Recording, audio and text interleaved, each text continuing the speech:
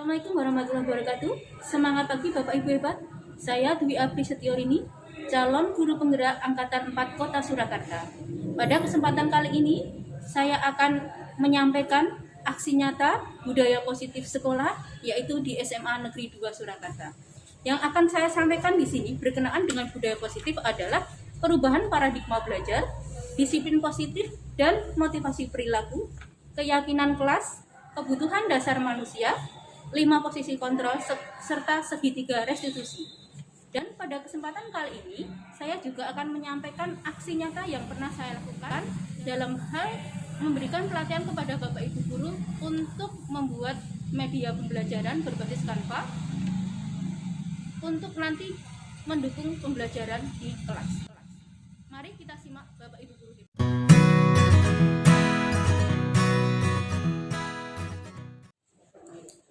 Assalamualaikum warahmatullahi wabarakatuh. Waalaikumsalam warahmatullahi wabarakatuh. Terima kasih teman-teman sudah meluangkan waktunya untuk kita sharing di sini. Jadi tujuan saya di sini mengundang teman-teman itu tujuannya untuk berbagi teman-teman. Jadi kemarin saya dan teman-teman 5 yang lain calon guru penggerak Angkatan 4 Kota Surakarta itu sudah melalui beberapa tahapan dan sudah mendapatkan beberapa bekal, istilahnya beberapa pengalaman seperti itu, dan kami diminta untuk saling sharing. Jadi untuk istilahnya mensosialisasikan apa yang sudah kami dapatkan, kemudian nanti untuk kita bagi bersama gitu ya. Jadi supaya nanti bisa kita aplikasikan di sekolah ini seperti itu. Bapak Ibu atau teman-teman semua, di sini saya membuatkan semacam poster.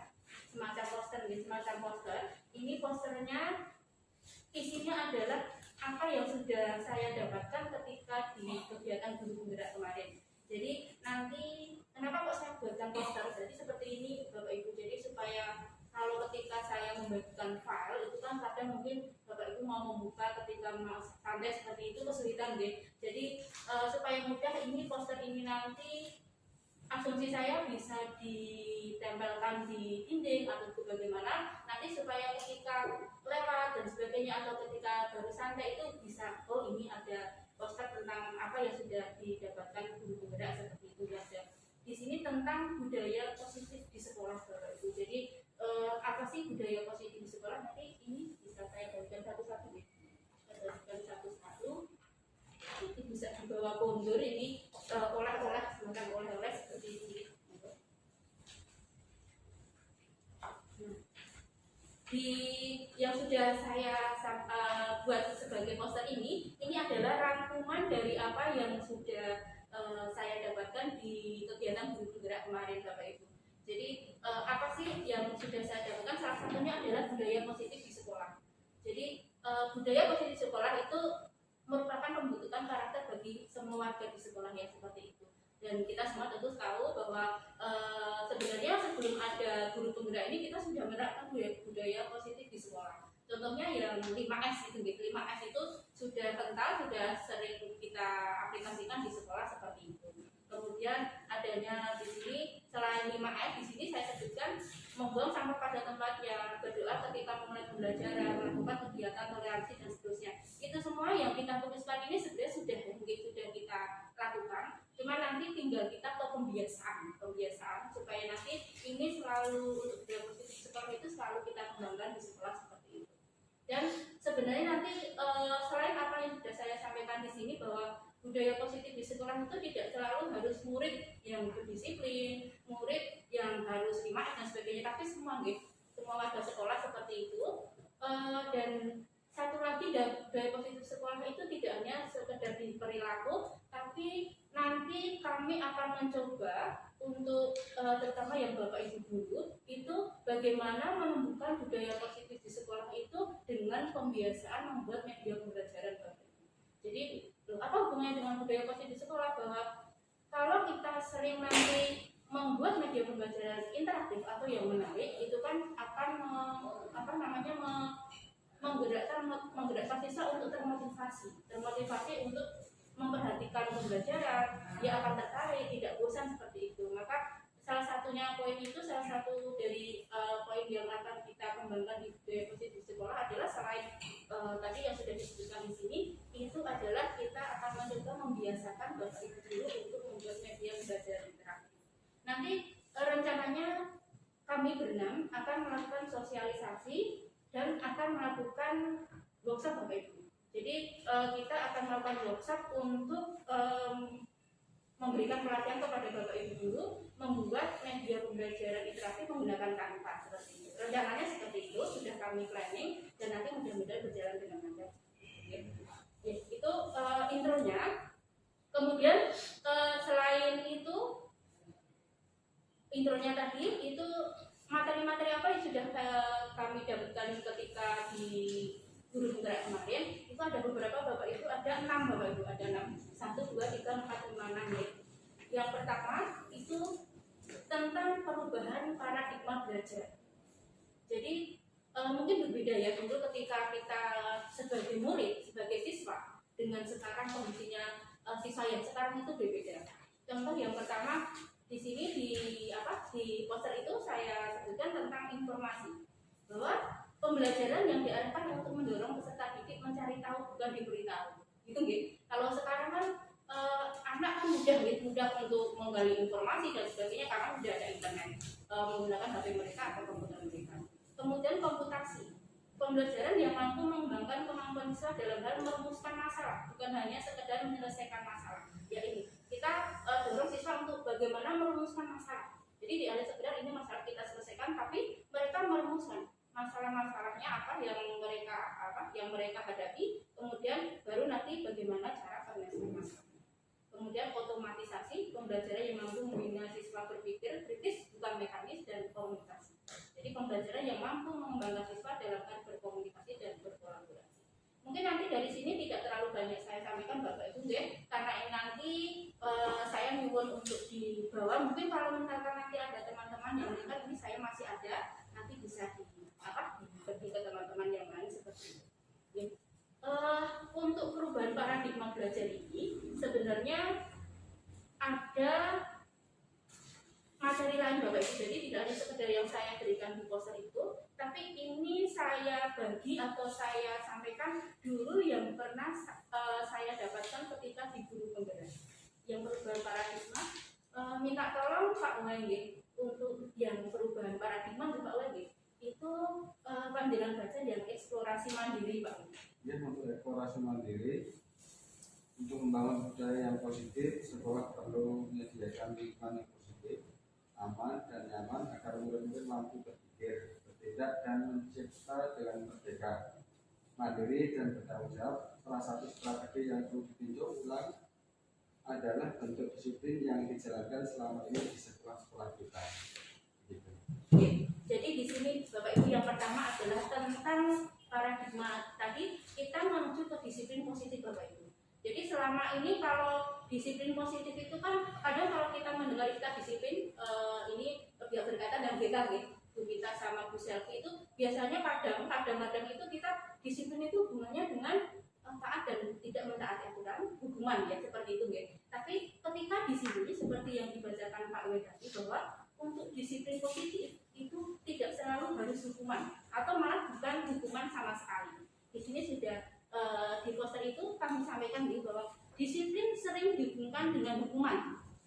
Padahal itu sungguh berbeda karena belajar tentang disiplin positif tidak harus dengan memberi hukuman. Justru itu adalah salah satu alternatif terakhir dan kalau perlu tidak digunakan sama sekali. Kenapa? Karena kalau kita ada anak yang tidak disiplin, kita berikan hukuman, itu kadang akibatnya pendendam. Kadang pendendam dan dia tidak menyadari, oh saya itu salah.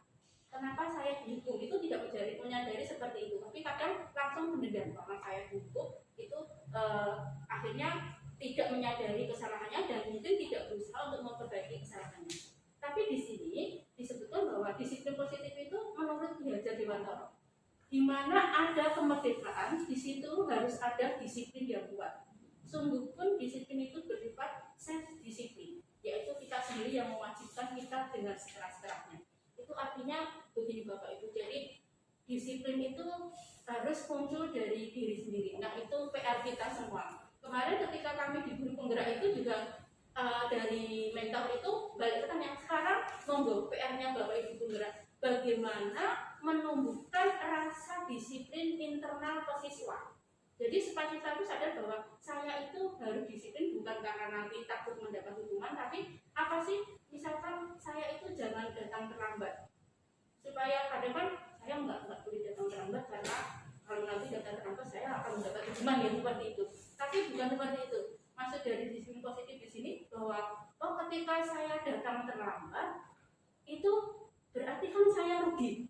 Ya, jadi kembali ke diri sendiri, saya rugi apa rugi waktu? Karena ketika terlambat saya tidak boleh mengikuti pelajaran. Akhirnya saya rugi waktu, saya tidak bisa mengikuti pelajaran, ketinggalan pelajaran. Itu kan seperti itu. Tapi kalau motivasinya saya harus datang tepat waktu, karena kalau terlambat nanti mau dihukum. Nah seperti itu kan akhirnya kan karena takut nih, karena takut hukuman. Itu kemarin yang saya pahami dari disiplin positif itu bahwa kita bagaimana untuk menumbuhkan dari dalam diri siswa. Jadi tugas kita sebagai bapak ibu nanti menumbuhkan ke dalam diri siswa bahwa yang disiplin itu harus tumbuh dari dirinya sendiri. Itu dia bapak ibu, kan karena takut seperti itu. Itu tentang disiplin positif, tentang perubahan paradigma. Kemudian ini sudah saya singgung di disiplin positif sertifikat. Nah kemudian selanjutnya karena tadi perubahan paradigma itu memang nanti hubungannya ke konsep disiplin positif ya. Itu berikutnya konsep disiplin positif. Menurut Bu Unes di makna kata disiplin ya. Makna dari kata disiplin. Ketika mendengar kata disiplin, apa yang terbayang di benak Anda? Apa yang terlintas di pikiran Anda? Kebanyakan orang akan menghubungkan kata disiplin dengan kata tata tertib, teratur, dan kepatuhan pada peraturan. Kata disiplin juga sering dihubungkan dengan hukuman. Padahal itu sungguh berbeda, karena belajar tentang disiplin positif tidak harus dengan memberi hukuman. Justru itu adalah salah satu alternatif terakhir dan kalau perlu tidak digunakan sama sekali. Nah itu, jadi sudah saya singgung tadi ya. Jadi di sini memang benar-benar untuk filosofi belajar di kantor itu sangat-sangat luar biasa ya. Jadi sangat luar biasa berpihak pada murid, dan di sini ketika murid itu melakukan kesalahan, dia indisiplin dan seperti itu tidak diberikan hukuman. Tapi bagaimana kita menunjukkan disiplin positif dari siswa itu sendiri, seperti itu Bapak Ibu. Itu yang sudah kami terima kemarin. Mbak untuk yang ini masih ada kesimpulannya dari disiplin positif dari diri positif. Jadi di materi ini Bapak Ibu sudah ada tentang apa itu disiplin dan sebagainya. Kemudian akan diberikan kesimpulannya. Ya.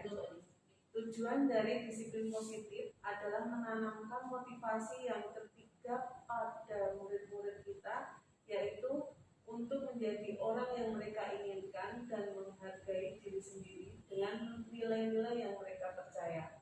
Ketika murid-murid kita memiliki motivasi tersebut, mereka telah memiliki motivasi intrinsik yang berdampak jangka panjang.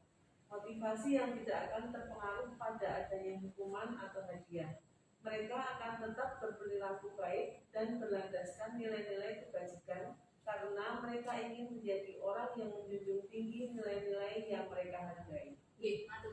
Jadi di sini menanamkan motivasi yang ketiga lah. Berarti di sini bahwa untuk kita untuk disiplin itu ada beberapa motivasi Bapak Ibu. Jadi di sini ada 3 motivasi perilaku manusia.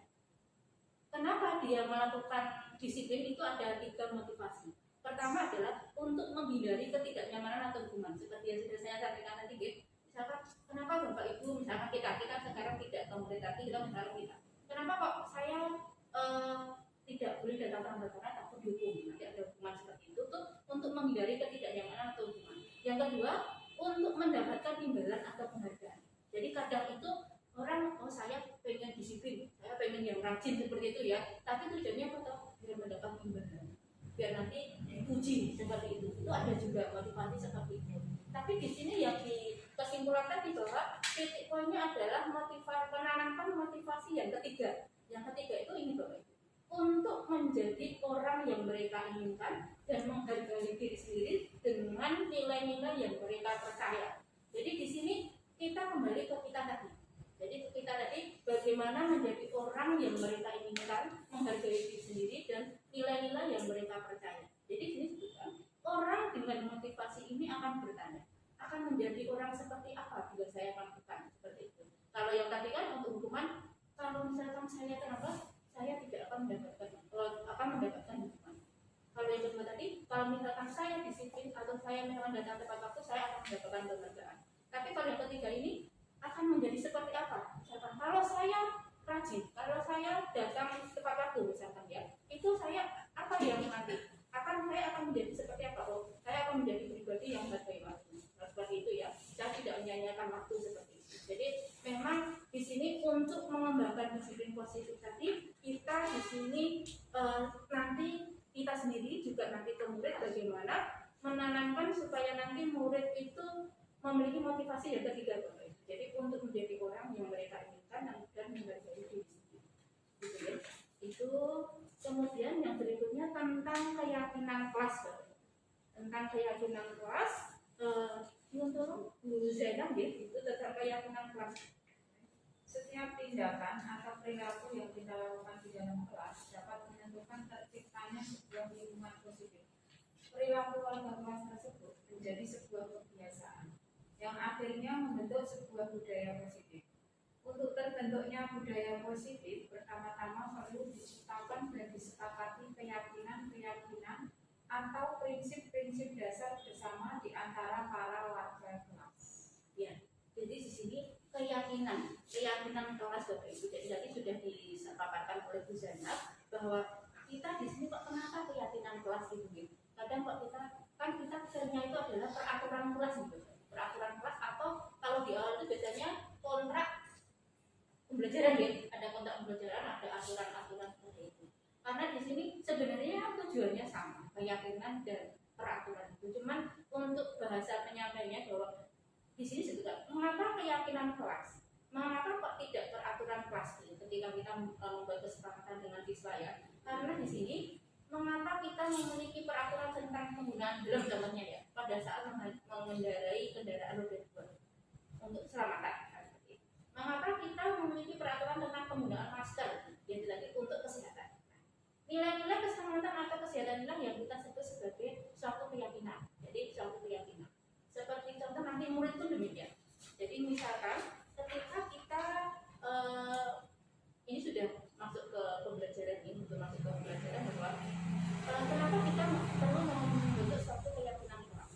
Bahwa keyakinan kelas ini nanti di sini akan memberikan motivasi kepada masing-masing siswa bahwa oh saya misalkan untuk keyakinan kelas kita membuat bahwa sesama anggota dalam satu kelas itu harus saling menyayangi, seperti itu, harus saling menyayangi, harus saling menghargai seperti itu, tidak ada permusuhan dan sebagainya, bahwa harus diyakini pada dirinya masing-masing bahwa oh saya harus saling menghargai teman-teman saya. Jadi tidak seperti kalau peraturan kan misalkan harus ini, kalau tidak ini kan seperti itu gitu. Tapi kalau keyakinan itu lebih condong ke positif, jadi kalimat positif. Jadi bagaimana supaya bahwa kita meyakini bahwa peraturan sebenarnya peraturan itu kita yakini bahwa ini akan kita laksanakan, tapi nanti kita tidak membayangkan oh nanti ketika hal ini kita tidak lakukan nanti akan mendapatkan hukuman ABC dan sebagainya. Tapi ini lebih ke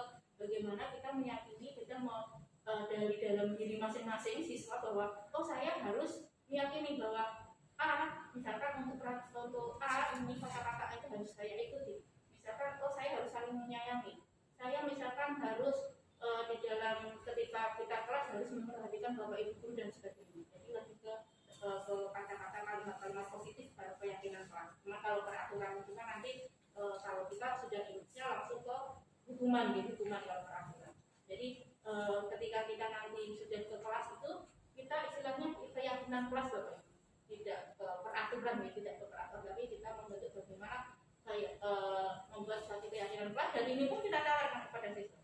Jadi ketika kita nanti untuk pembelajaran 6 bulan ke depan atau 1 semester ini itu bagaimana kita akan membentuk kelas kita itu seperti apa gitu. Jadi itu kita kembalikan ke siswa, kemudian mereka nanti mengeluarkan apa yang ingin dia lakukan selama 1 semester, kita diskusikan bersama, kita bentuk jadi sebuah keyakinan kelas. Yang berikutnya tentang kebutuhan dasar manusia. Kebutuhan dasar manusia itu ini ada sedikit tentang kasus ini mungkin pas banget untuk Bu Selvi, guru BK bisa dibacakan Bu Selvi tentang kasusnya. Ibu Akbar, guru wali kelas 2A di SD Berita Hati, sedang bingung menghadapi ulah salah satu murid di kelasnya, yaitu Doni. Beberapa anak di kelas 2A telah datang padanya dan mengeluhkan bahwa Doni yang seringkali meminta bekal makan siang mereka dengan paksa.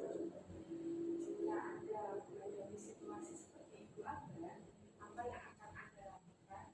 Menurut Anda, kira-kira apa alasan Doni melakukan hal Nah, itu ini contoh kasus ya. Contoh kasus ada anak itu yang suka ngambil makan paksa seperti itu. Nah, kenapa kok kita harus mempelajari pemenuhan kebutuhan dasar? Karena begini Bapak Ibu, disiplin positif itu kita harus memahami bahwa anak ini kenapa kok melakukan ini. Dia itu sebenarnya alasannya itu apa? Dia itu ingin pemenuhan kebutuhan apa seperti itu Bapak Ibu. Karena kadang anak itu kan ketika dia tidak disiplin itu kan belum tentu anak itu nakal gitu. Tapi kita di sini memahami dulu kira-kira kebutuhan dasarnya itu apa sih yang memotivasi dia untuk melakukan hal tersebut. Ini contohnya nih, jadi ada anak yang suka ngambil paksa bekal temannya. Ada beberapa Bapak Ibu pemenuhan dasar kebutuhan dasar manusia itu ada di sini di dalam poster juga sudah saya sampaikan, yaitu ada belonging. Jadi di situ kasih sayang Bapak, karena dia ingin diperhatikan, ingin dikasih sayangi ya, seperti itu. Ada seperti itu. Kemudian selain kasih sayang itu kebebasan, freedom. Jadi dia itu pengen menurut dia sendiri. Jadi menurut dia sendiri bahwa dia tidak mau disetir oleh orang lain. Kemudian ada kesenangan atau fun. Jadi di sini dia melakukan hal itu karena ya untuk kesenangan dia sendiri seperti itu. Ada puasa. Kemudian ada untuk bertahan hidup. Ada 5 kebutuhan dasar manusia. Nah ini di belakang itu yang dipegang di selfie ya, itu ada beberapa. Kalau misalkan dalam kasus tadi anak itu mengambil paksa makanan temannya itu karena di sini ketika ditanya, ketika anak melakukan suatu hal yang tidak sesuai itu kan biasanya kita menanyakan gitu, kenapa kamu melakukan hal tersebut seperti itu. Kalau Doni tadi kok jawabnya, karena saya lapar Bu, saya tidak diberikan bekal oleh orang tua. Nah itu berarti kita asumsinya bahwa itu untuk bertahan hidup. Jadi untuk pemenuhan kebutuhan dasar manusia yang survival, jadi yang bertahan hidup. Karena apa? Karena dia tadi lapar, tidak diberikan bekal dari orang tuanya. Akhirnya kan kita ini jadi anak ini ngambil paksa itu bukan karena dia nakal, tapi karena memang dia lapar gitu. Mungkin nanti solusinya mungkin Bapak Ibu guru bisa melakukan apa seperti itu ya. Jadi kita tidak langsung mungkin nakal, udah kamu dihukum seperti itu. Jadi kita tanya dulu. Nah, misalkan ketika dia melakukan hal tersebut kok di sini jawabnya dari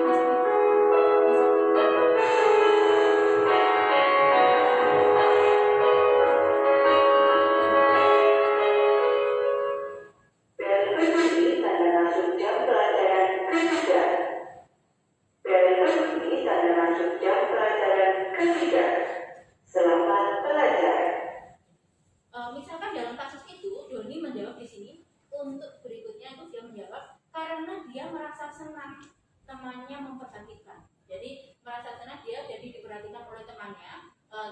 Bentuk perhatian temannya apa? Temannya itu melaporkan kepada Bapak Ibu guru. Jadi dia merasa bahwa ketika dia dilakukan artinya kan berarti tindakan dia itu diperhatikan. Nah itu dia karena butuh kasih sayang, butuh perhatian. Mungkin dari rumah dia kurang perhatian dan sebagainya. Jadi ketika kita menanyakan, karena saya ingin perhatikan teman-teman saya, mungkin di sekolah juga dia mungkin dikucilkan, bisa jadi ya seperti itu. Nah itu ketika kita tahu, berarti anak ini seperti ini, maka nanti kita tahu solusinya seperti ini. Kemudian berikutnya kebutuhan tentang pengakuan atas kemampuan. Ini contohnya ini misalkan ya, dia merasa hebat karena temannya takut gitu. Kan kadang ada anak seperti dia senang kalau misalkan ketika mengganggu temannya itu takut.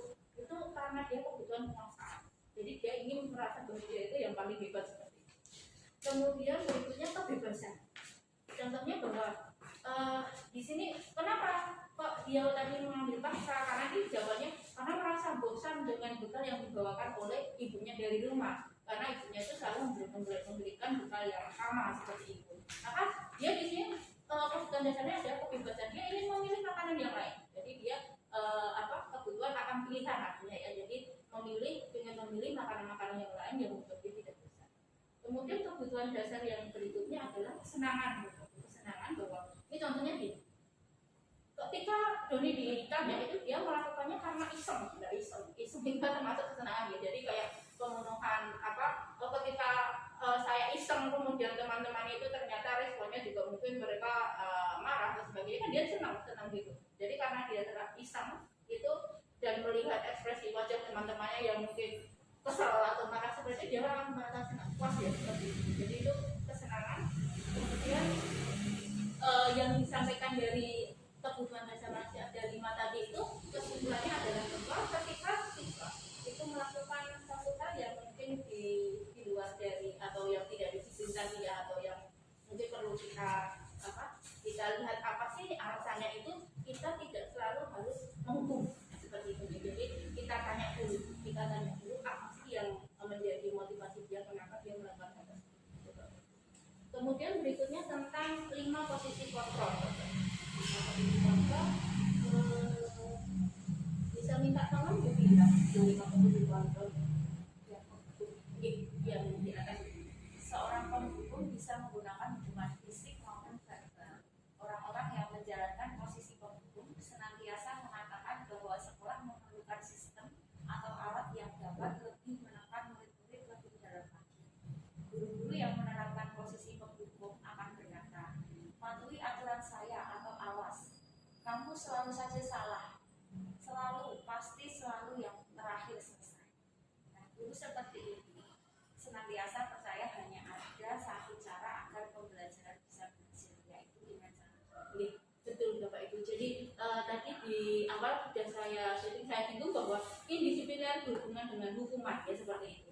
Jadi kalau yang tadi kebutuhan dasar manusia itu kita melihat ke motivasi siswa, kebutuhan siswa kenapa dia melakukan tindakan yang tidak disiplin.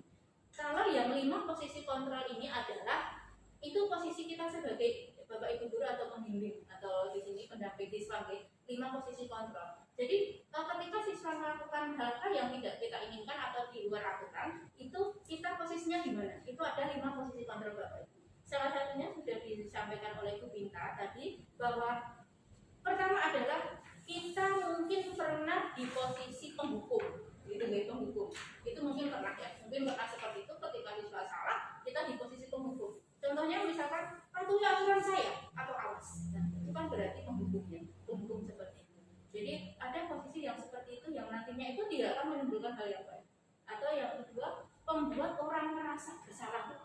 Jadi 5 posisi kontrol yang pertama tadi penghukum, yang kedua membuat orang merasa bersalah.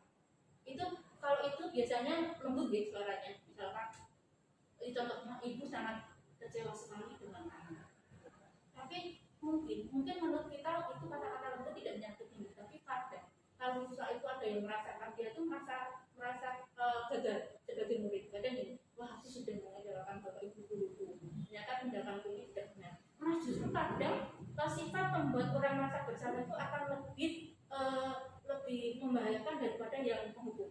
Kalau penghukum, ketika kita menghukum siswa itu mungkin langsung berarti apa gitu, nggak, sudah selesai. Tapi ketika orang membuat orang merasa bersalah, biasanya ini nanti siswa itu rata-rata mungkin akan yang sifatnya pendiam ya. Pendiam itu akan memendam perasaannya. Sering seperti itu ya, dibuat seperti dia selalu tertekan, dia selalu merasa bersalah karena bapak ibu guru merasa seperti itu, dia tertekan. Akhirnya dia bisa meledak.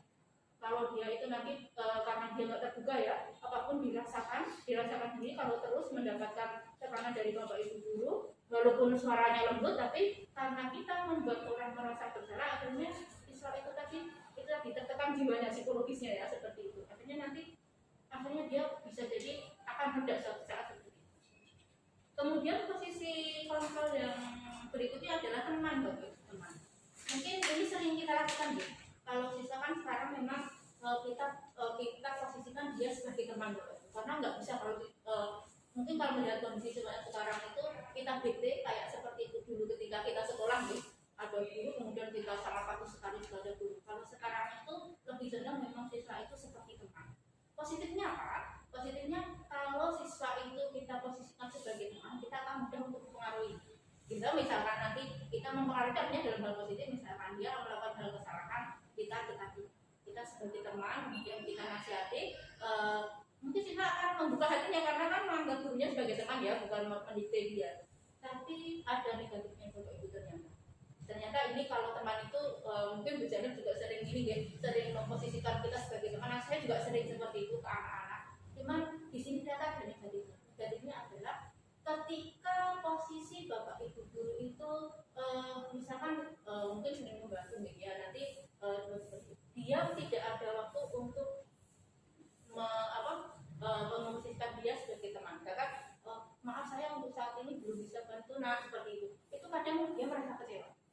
Kok tumben ini Bapak Ibu guru kok maksudnya nggak seperti biasanya seperti itu, kadang itu karena dia sudah merasa sangat dekat, kok ternyata kok tiba-tiba seperti itu. Lah ini bisa juga ini di sini kalau sebagai teman itu ayo bantulah demi Bapak ya, ayo ingat tidak bantuan Bapak selama ini ya sudah, kayaknya tidak apa-apa, nanti Ibu beres ini. Hal negatif dari posisi teman adalah bila suatu saat guru tidak membantu. Nah itu jadi kadang mungkin kita selalu ada ketika kita menjadi teman itu kan, mereka inginnya kita itu selalu ada buat mereka gitu. Tapi kan belum tentu kita harus selalu ada. Jadi itu kadang mereka gitu. Kemudian posisi monitor atau pemantau. Jadi di sini guru itu sifatnya mengawasi perilaku anak-anak. Kemudian ketika sudah mengawasi, sudah mempunyai data, kemudian dia ketika anak-anak itu ini sudah tahapan untuk saya misalkan saya nasihati dan sebagainya, itu dipanggil anaknya. Tapi Bapak itu sudah punya data, Jadi seperti ini kemudian ada pertanyaan. Peraturannya seperti apa? Kemarin kita sudah sepakat bahwa ini. Nah, Bapak Ibu misalkan saya sebagai guru itu sudah memantau kamu misalkan ya. Kamu melakukan kesalahan ini, itu pemantau. Jadi sini seorang pemantau sangat mengandalkan penghitungan catatan data yang dapat digunakan sebagai bukti atas perilaku. Posisi ini, posisi monitor sendiri berawal dari teori stimulus respon Bapak Ibu. Kemudian yang menentukan tanggung jawab guru dalam mengontrol murid. Jadi ini kalau pendekatan secara murid ke gurunya tidak ada, cuman guru itu hanya menyampaikan apa yang dia lihat. Karena kan ini sebagai pemantau. Jadi dia memantau, kemudian memulai data, kemudian memanggil siswa bahwa siswa itu melakukan kesalahan ini seperti apa yang sudah dilihat oleh Bapak Ibu guru seperti itu. Jadi belum ke bagaimana siswa itu nanti memperbaiki. Jadi cuma sekedar menyampaikan apa yang sudah dilihat Bapak Ibu guru ketika siswa melakukan kesalahan. Kemudian berikutnya yang terakhir adalah manajer Bapak Ibu. Nah ini posisi manajer inilah yang nanti kita harapkan bahwa posisi manajer ini jadi di sini disebutkan bahwa manajer adalah posisi mentor di mana guru berbuat sesuatu bersama dengan murid, mempersiapkan murid mempertanggungjawabkan perilakunya. Jadi di sini seperti kepenawaran. Jadi misalkan anak itu melakukan satu kesalahan, kemudian di sini, bagaimana kamu untuk kembalikan ke siswa? Ketika kamu melakukan kesalahan, bagaimana nanti kamu sudah memperbaiki? Bagaimana membentuk bahwa kamu yakini bahwa ini adalah satu kesalahan dan tidak kamu ulangi lagi? Seperti itu. Jadi lebih ke pendekatan mengambil bagaimana siswa supaya dia menyadari bahwa dia itu benar-benar melakukan kesalahan dan berusaha untuk mengubah. Itu posisi manajer. Nah, dari 5 posisi ini itu yang kita harapkan adalah guru itu dalam pencapaian posisi manajer. Mungkin kalau kita sudah ke posisi teman, bisa kita kalau pengaturan masih apalagi Bapak Ibu BK mesti punya data. Itu kita tingkatkan lagi ke posisi manajer. Jadi manajer itu supaya nanti ketika siswa melakukan satu kesalahan dia tahu apa yang harus dia perbaiki. Di sini sudah ada beberapa contoh yang kalau posisi pembunuh seperti apa, membuat orang berkelas seperti apa, nanti bisa saya bagi saya share ini nanti untuk bisa dibaca Bapak Ibu guru, dan yang turun nanti kalau misalkan bertemu dengan Bapak Ibu guru yang lain bisa disampaikan juga di Bapak Ibu. Ini karena kita kan di sini sifatnya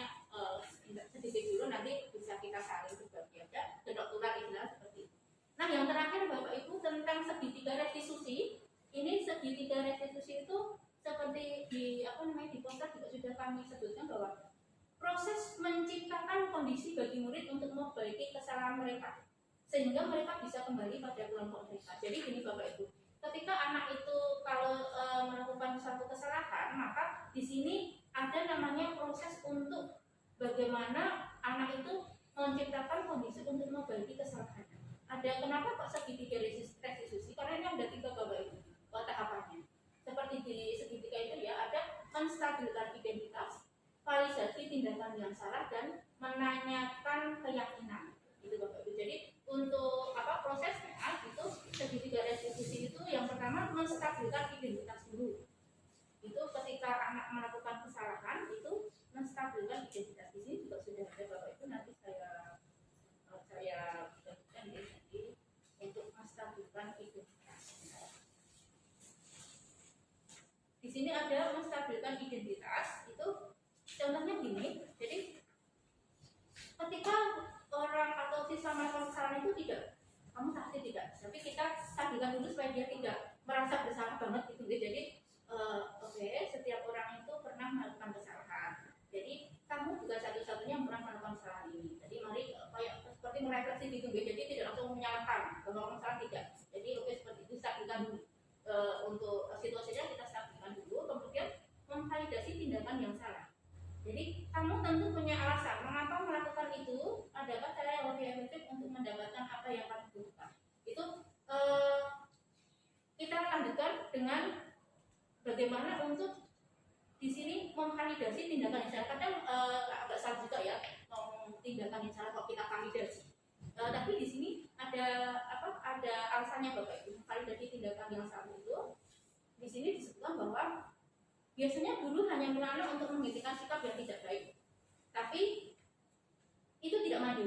Mungkin tindakan guru dengan validasi sikap yang tidak baik seperti bertentangan dengan aturan yang ada. Tapi itu nggak apa-apa, kita mengikuti alur dulu. Nanti kan anak akan merasa bahwa ternyata apa yang sudah saya lakukan itu salah gitu. Jadi tidak langsung mengangkat bahwa ini jangan, itu enggak. Jadi kita ikuti alur dulu. Kemudian berikutnya adalah keyakinan kelas. Keyakinan kelas itu kelas itu menanyakan keyakinan. Jadi menanyakan keyakinan ini kembali ke pribadi masing-masing. Ketika kita sudah melakukan kesalahan itu kira-kira apa dampaknya. Kemudian ketika kita sudah berbagi kira-kira apa dampaknya, itu masuk ke keyakinan. Itu nih Bapak itu. Jadi itu sekilas dari apa yang sudah kemarin saya dan teman-teman dapatkan dari kegiatan Guru Penggerak. Terima kasih sekali sudah mau meluangkan waktunya untuk bergabung, untuk saling sharing ya. Nanti mungkin bisa ketika kita ketemu lagi mungkin bisa saling ambil diskusi lagi ya Bapak Ibu. Karena ini waktunya terbatas, Bapak Ibu juga harus melakukan kegiatan yang lain karena ini sudah KBM, sudah tatap muka ya. Mungkin nanti bisa melanjutkan untuk mengisi KBM di kelas-kelas, dan saya berterima kasih sekali atas waktunya Bapak Ibu sudah meluangkan waktunya untuk saling sharing seperti ini. Terima kasih untuk hari ini saya akhiri. Selamat pagi. Assalamualaikum warahmatullahi wabarakatuh. Waalaikumsalam warahmatullahi wabarakatuh. Terima kasih.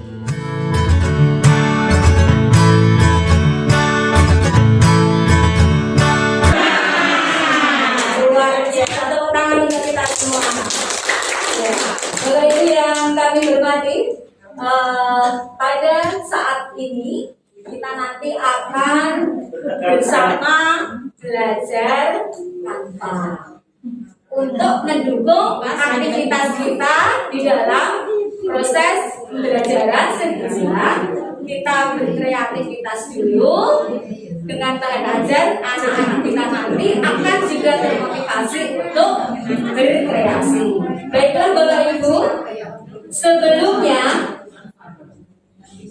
kita akan informasikan teknis kelas Canva kita hari ini, yaitu senang. Mari kita praktekkan senang. Mari Bu, senang. Senang. Merdeka.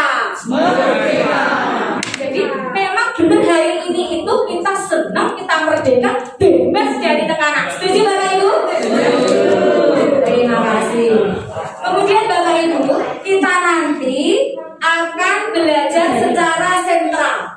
Sentral itu dengan coach kita yang cantik hari ini berada di sebelah kiri saya, yaitu Ibu Apri. Itu coach kita pada pagi hari ini. Kemudian coach juga dengan pendamping Bapak Ibu, dengan mentor-mentor kita pagi hari ini.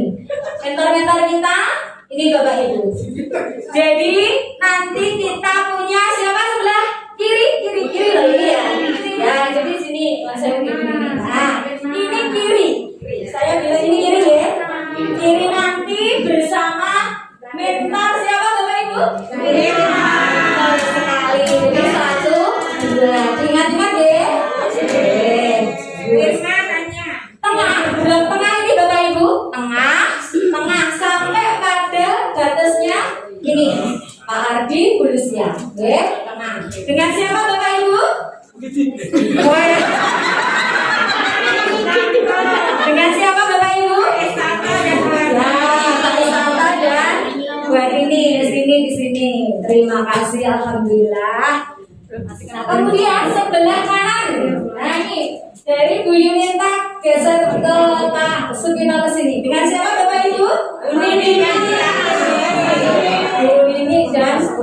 Bu Tati tadi sudah dinobatkan menjadi Adi. Luar biasa. Kehangatan, keceriaan, kebahagiaan kita hari ini tadi. Ternyata terima kasih sekali juga. Dalam waktu 1 menit kita sudah bisa menciptakan lagu baru. Bagaimana contohnya Bu Tati?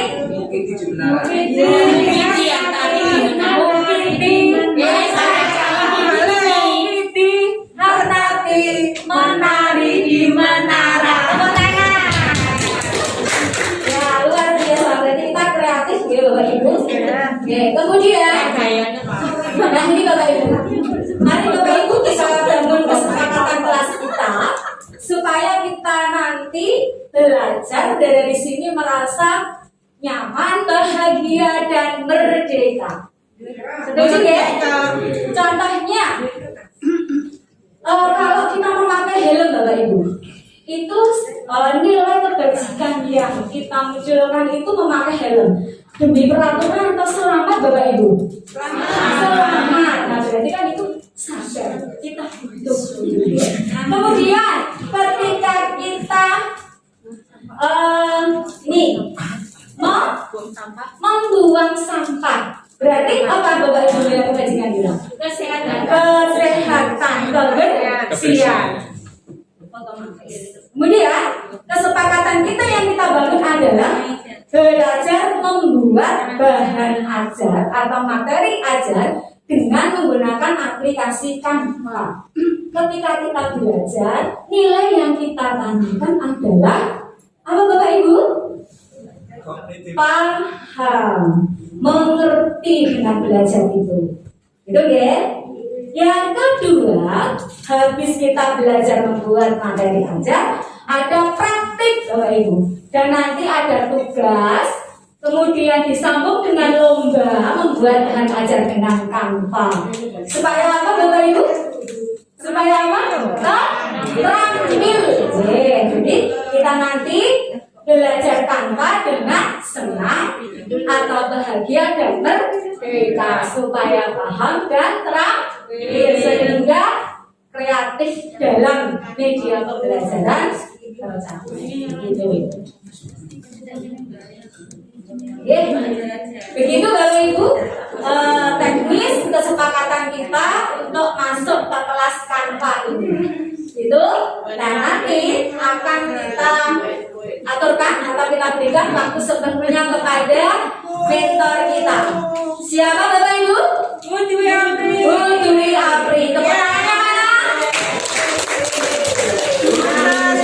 Kita siapkan mentor kita buka, kemudian nanti penjenengan tidak sendiri akan didampingi oleh mentor-mentor yang cantik dan tampan.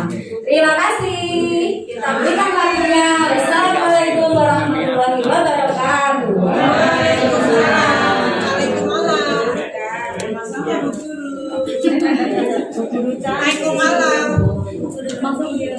boleh tanya, Canva itu apa? Oh iya, nanti Bapak. Ini langsung saya Pak Margono. Oke. Assalamualaikum warahmatullahi wabarakatuh. Semangat pagi Bapak Ibu. Masih berkeringat ya? Ini sambil nanti kita meredakan keringat, nanti kita akan mencoba tadi yang disampaikan Bu Hartini bersenang-senang ya. Nanti kita di sini juga akan bersenang-senang. Iya, thank you. Berarti sudah selesai. Ya. Jadi seperti yang sudah disampaikan teman-teman, di sini kita berkolaborasi Bapak Ibu. Nanti minimal ketika kita sudah selesai itu paling tidak saya tahu ini hari ini selain tadi kita bersenang-senang ada sedikit yang bisa kita bawa untuk pulang ke rumah ya seperti itu, dan nantinya semoga bisa bermanfaat untuk peserta didik kita seperti itu. Ya Bapak Ibu, tadi sudah disampaikan oleh Bu Hartini. Mohon maaf di sini kami di sini berenam, mohon dukungannya nih Bapak Ibu, karena seperti yang disampaikan Bu Nini tadi, kita 9 bulan ini memang digembleng untuk bagaimana kita bisa nanti melaluinya, dan itu tidak lepas dari dukungan Bapak Ibu guru semua seperti itu ya. Matur nuwun untuk dukungannya hari ini, dan masih kami harapkan untuk bulan-bulan seterusnya begitu Bapak Ibu.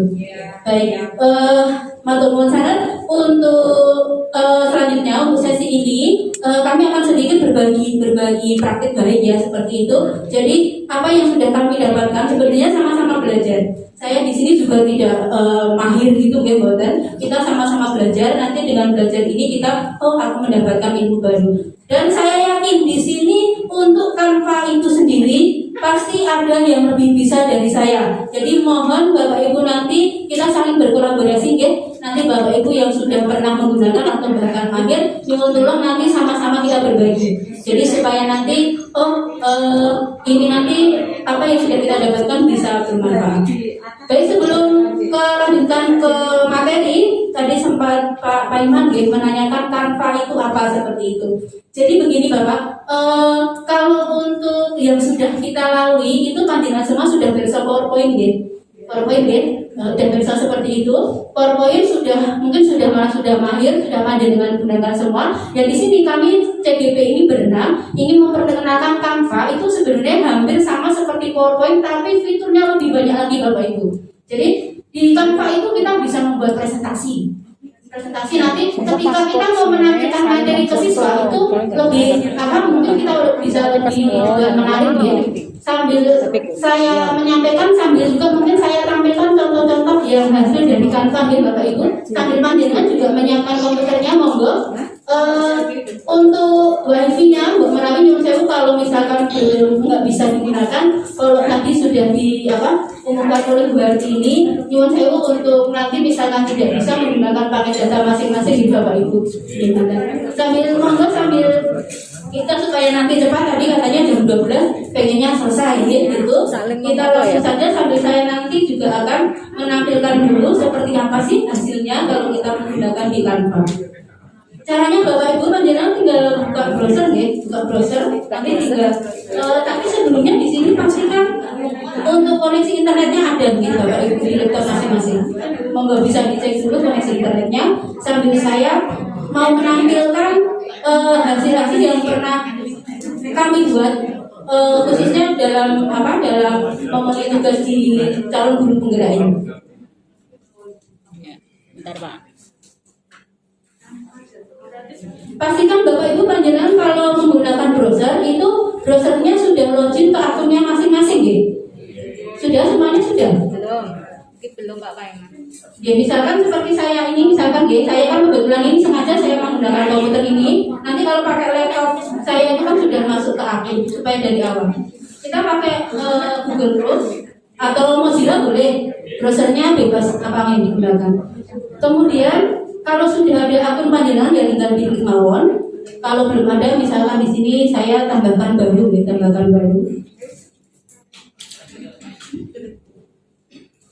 Kemudian saya sign in. Di sini maksud saya ini untuk kita menggunakan user baru atau akun baru ya, akun baru. Akun baru itu maksudnya email Bapak Ibu, email panjenengan. Pakai yang di Gmail aja, pakai yang di Gmail.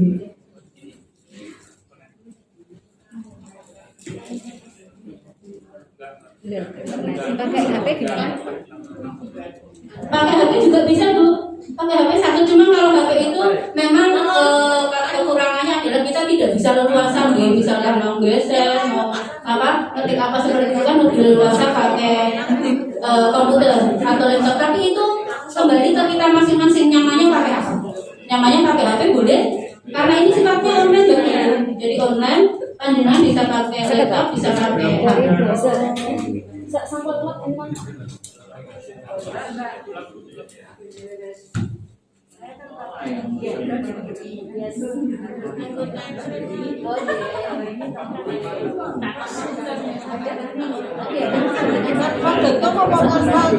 Kalau Bapak Ibu belum pernah login ke Google Chrome, biasanya kalau dari awal banget gitu kan, tadi memasukkan email, kemudian diminta untuk memasukkan sandi. Bapak Ibu untuk akun tidak harus akun belajar kan, bebas. Dari Gmail tidak harus akun belajar, misalkan pakai Gmail biasa juga boleh, monggo. Kalau ini memang saya mencontohkan pakai akun belajar karena kebetulan kemarin saya menggunakan Canva pakai akun belajar, tapi tidak harus. Panjenengan pakai akun Gmail biasa tidak apa.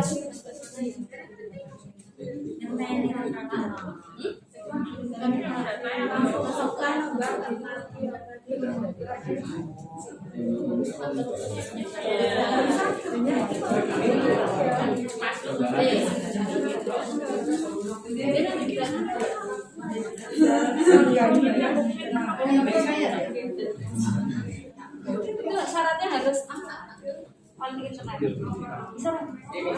Ya Bapak Ibu, kalau PowerPoint itu kan kita bisa offline ya. Memang kalau untuk Canva ini kita syaratnya online seperti itu.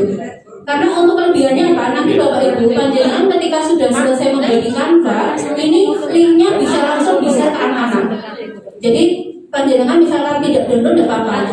Dan ini pun akan terus tersimpan selama kita ingat akun kita. Jadi kalau misalkan di PowerPoint itu mungkin filenya di flash disk kemudian sudah hilang gitu ya. Tapi kalau ini selama kita ingat akun kita untuk masuk Canva, kita mau akses dari mana saja selama ada akses internet itu bisa Bapak Ibu. Jadi tidak perlu kita bawa flash disk kemana-mana, materinya sudah